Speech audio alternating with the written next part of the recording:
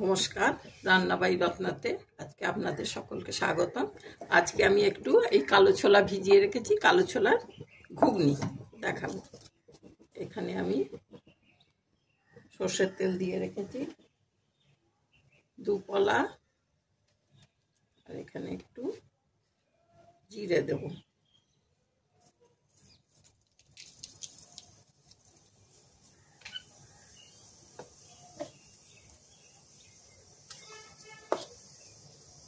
এখানে একটু পেঁয়াজ আর রসুন,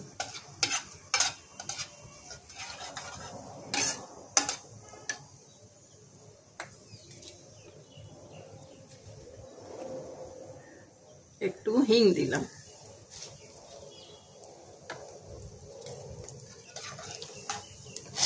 পেঁয়াজ আর রসুনটা একসঙ্গে দিয়ে দিলাম। 3 কোয়া রসুন আর একটা পেঁয়াজ।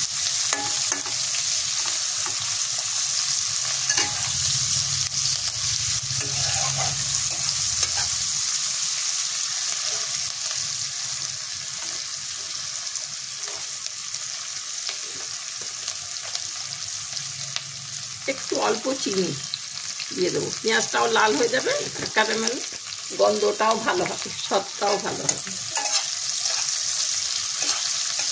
নামমাত্র চিনি, কোনো মিষ্টি করার জন্য না।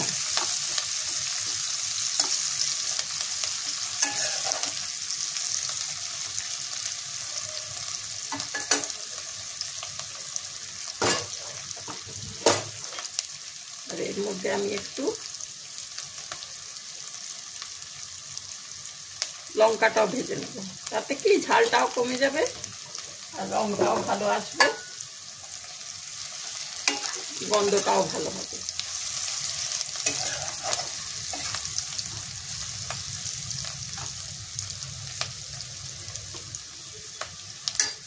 আর এটা দেওয়ার পরেই আমি এতে একটু গরম মশলা দিয়ে দিলাম 1.5 চামচ।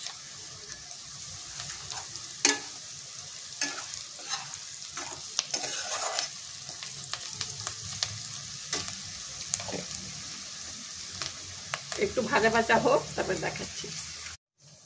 বেশ লাল লাল ভাজা হয়ে গেছে।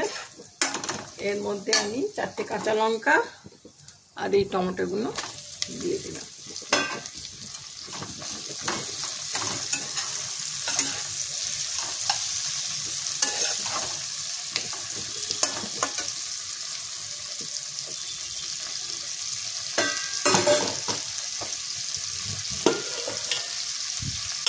এরপর আমি অন্যান্য মশলা দিয়ে দিই।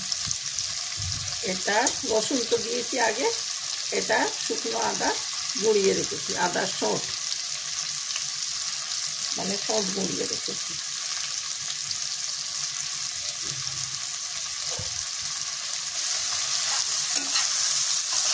আর এই টমেটোগুলো দিয়েছি তো, এর জলেতে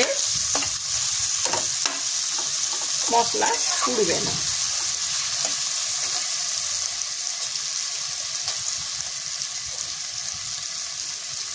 ধনে, একটু জিরে, ও বাবা,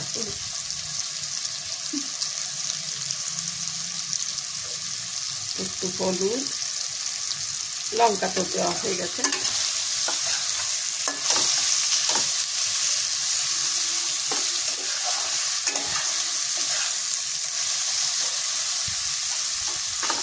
আর এতে আলু দিচ্ছি না, আলু দেবো না তো, যার জন্য একটু গ্রেভি, আলুটা দিলে একটু আপনি গ্রেভি হয়ে যায়। ওই লঙ্কাগুলো একটু কেটে দিলাম, তার জন্য আমি এই ছোলারই ছাতু গ্রেভি করার জন্য এই 8 চামচ ছাতু দিয়ে দেবেন। আপনারা বেসন দেবেন না কিন্তু, আর বেসন দিলে বেসনটা আলাদা করে ভেজে তারপর দিয়ে দেবেন।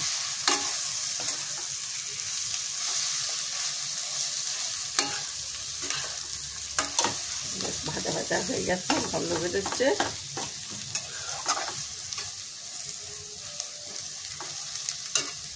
এরপর আমি ওপর থেকে না দিয়ে এখনই কাসুরি মেথি দিয়ে দিচ্ছি, বেশ একটু ভাজা ভাজা গন্ধ হবে। আর এতে নুন দিয়ে সেদ্ধ করে রেখেছি আমি ছোলাটা।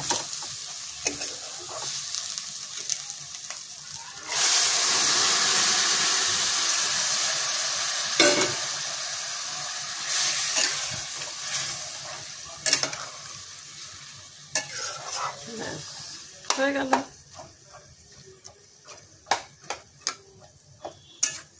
এটা আপনি ছোলা ঘুগনি, এটা আপনি রুটি দিয়ে খান, লুচি দিয়ে খান, পরোটা দিয়ে খান, যার ইচ্ছে দিয়ে খান।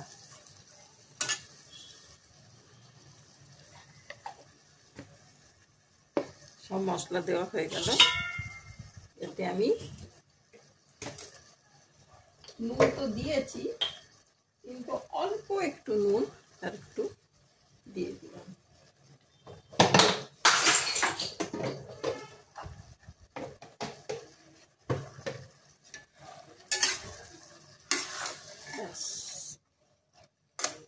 হয়ে গেল ছোলার ঘুগনি। তাহলে আমি এখানেই রেখে দিচ্ছি, কারণ এটা বেশ ফুটে গেছে, আর কিছু হবার নেই।